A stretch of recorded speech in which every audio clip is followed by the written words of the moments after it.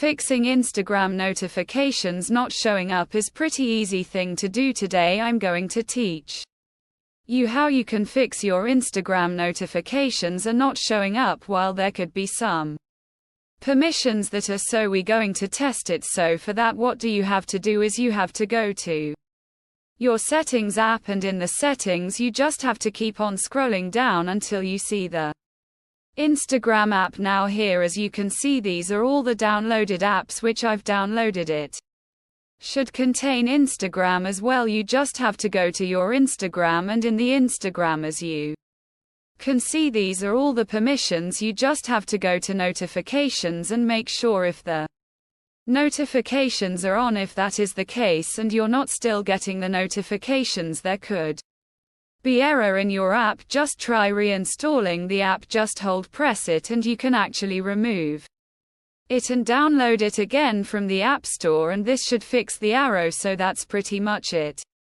That's how you guys can do it. Hope you guys find this video helpful.